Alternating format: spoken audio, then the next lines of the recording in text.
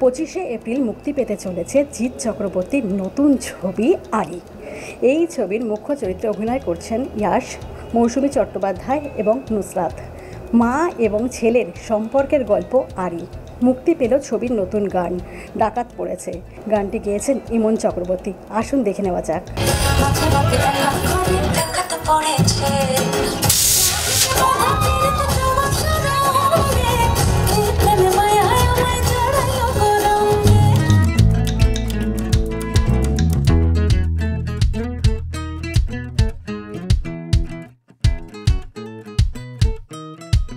খুব ভালো লাগছে। আমি ওয়েট করেছিলাম, আমি বারবার নুসরাত আর ইয়াশকে বলছিলাম কি রে কবে রিলিজ হবে গানটা, আমি তো ওয়েট করে আছি।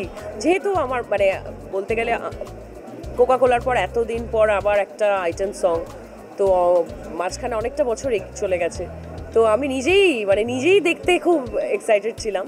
তো দারুণ মানে কোরিওগ্রাফি, দারুণ গান ইমন চক্রবর্তী ফাটিয়ে দিয়েছে, আর অবশ্যই যারা কোরিওগ্রাফার ফাটিয়ে দিয়েছে, ওভারঅল মানে দারুণ। তো আমি মানে দেখতে পেয়ে আমি কতবার যে দেখে নিয়েছি, অনেস্ট কনফেশন, আমি দেখে নিয়েছি অনেকবার, আর আমি চাই সবাই দেখুক।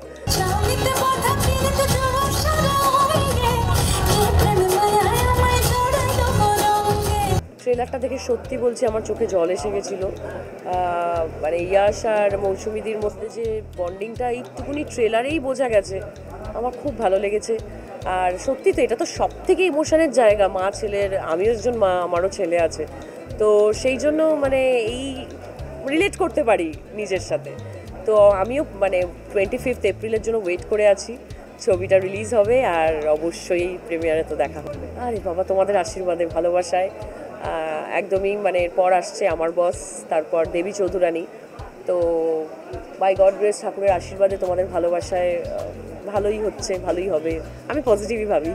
ডাকাত পড়েছে আমাকে হঠাৎ করে নুসরাত ফোন করলো, বললো মানে আমার যে নামে ডাকে, যাই হোক, তো তুই আয়, একটা প্ল্যান চলছে, আমি আর ইয়াশ একটা প্ল্যান করেছি।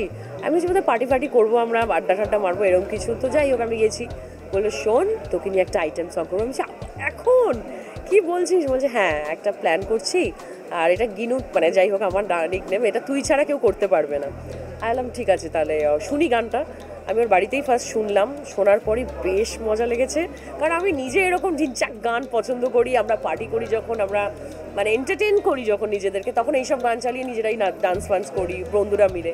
তো শোনার পর ভাবছি বাহ ভালো তো, তো নিশ্চয়ই। তো এইটা থেকেই বললো যে আমরা প্রথমে গানটা শুনে ভাবলাম কি কস্টিউম হবে, এভরিথিং সব কিছু তিনজনে মিলেই ডিসাইড করলাম। করার পর রিহার্সালে গেলাম, তারপর হঠাৎ একদিন শীতের রাতে শুটিংটা করে ফেললাম। আমি এখনও আড়ি করি, হ্যাঁ, বন্ধুদের সাথে। এটা তো থাকবেই, বাঙালিদের এই ব্যাপারগুলো তো মানে চলে গেলে ব্যাপারটা চলে যাবে। তো হ্যাঁ মানে আড়ি ব্যাপারটা বেশ ভাব, আর আড়ি মানে এটা আড়ি আর এটা ভাব, মানে বুঝতেই পারছে, এখনও চলে। আমাদের সিনেমা আরি 25শে এপ্রিল মুক্তি পাবে আপনাদের নিকটবর্তী প্রেক্ষাগৃহে।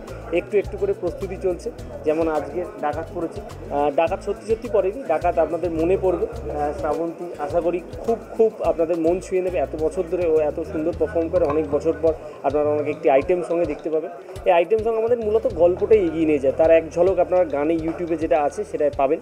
এবং খুব তাড়াতাড়ি আমাদের আরেকটি গানও চলে আসবে। তবে আজকে ডাকাত পড়েছে, এইটা আপনারা এনজয় করুন। এটা একটা সুন্দর আইটেম নাম্বার, আপনারা পায়ে পা মিলাতে পারেন। এই পায়ে পা মিলিয়ে কিন্তু অবশ্যই 25 তারিখ আসতে হবে নিকটবর্তী সিনেমা হলে আরি দেখতে, সপরিবার।